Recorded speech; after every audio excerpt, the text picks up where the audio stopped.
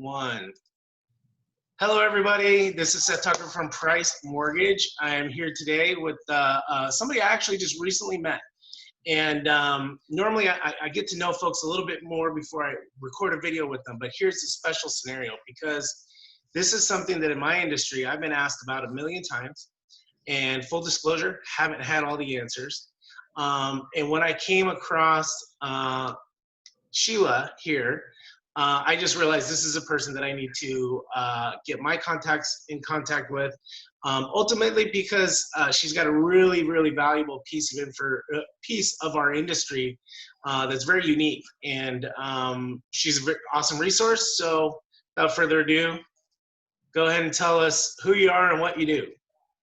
Great. Thank you, Seth, for having me today. Hi, everyone. My name is Sheila Long, and I'm with Old Republic Exchange. So we're a qualified intermediary. What we do is we deal with what's called the tax-deferred exchange. And what does that mean? It is when any one of you, right, or any one of your clients are selling land, commercial, or residential that's not your primary home. If you have any sort of equity, chances are you're going to pay gain. And so we help you understand these strict rules and guidelines of the 1031 exchange. And that's my role. We're called a qualified intermediary, Seth. I love it. So obviously it's an in-depth portion of our industry, and we're not going to cover it all right now, but can you give us a couple like examples of when somebody needs to use a 1031 exchange?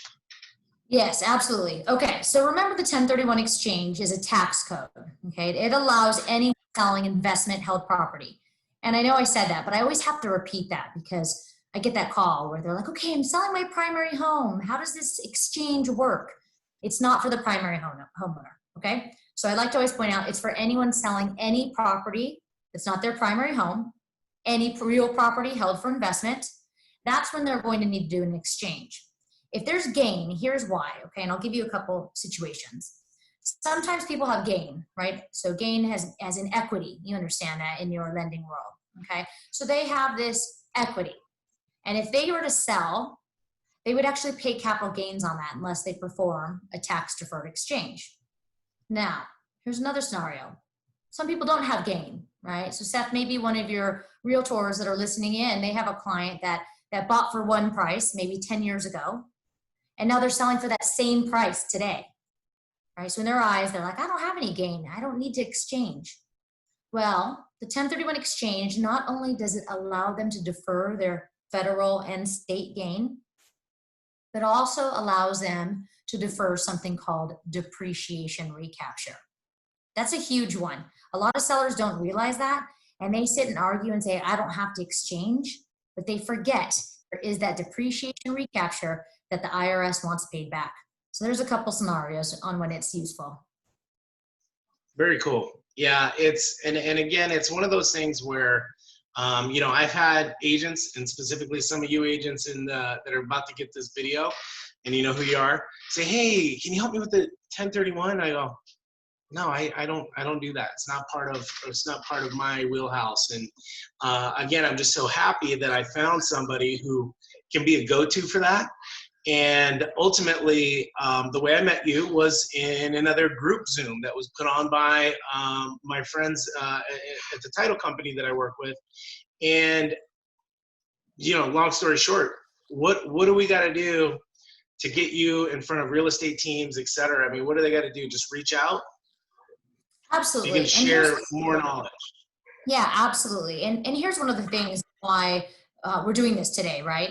Is because this industry is such, like I'd say, like a niche industry, right? First off, most realtors that are listening to this, they don't even know what the 1031 exchange really is, besides knowing it might be for investment or it's a tax thing, okay? And a lot of your clients also are in need of finding someone that can actually really grasp and understand the concept. And so what I would say is, yeah, reach out to me, reach out to you. Okay, we could do one-on-ones. One of the best things I can give as a tip, though, for any agent listening in, is to make sure that you understand that your clients need to be working with a qualified intermediary. That's what we're called, a QI, an exchange accommodator. They need to be working with a QI, such as ourselves, prior to closing on their property. They can't call tomorrow and say, hey, we just closed yesterday, or last week, they won't qualify for the tax-deferred exchange. So it's so important, these little tips like this, that you agents know to reach out to us. Seth can put you in contact with me. I'm happy to run through it. Even if your agents aren't, maybe they're the buyer's agent, Seth. If they have that buyer that's already with an exchange accommodator, but they just need to understand so that they look like they know what they're talking about, I still say reach out to me, because it's always good to have a good representative.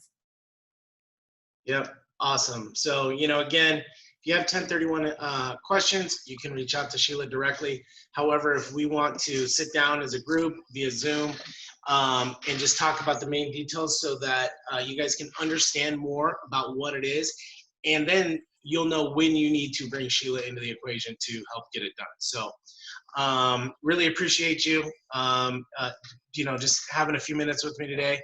And, as usual, if anybody out there knows somebody who wants to buy, sell, or refinance, send them my way, and we'll get them pre-qualified. But again, Sheila, thank you very much, and have a great day. Thank you, Seth.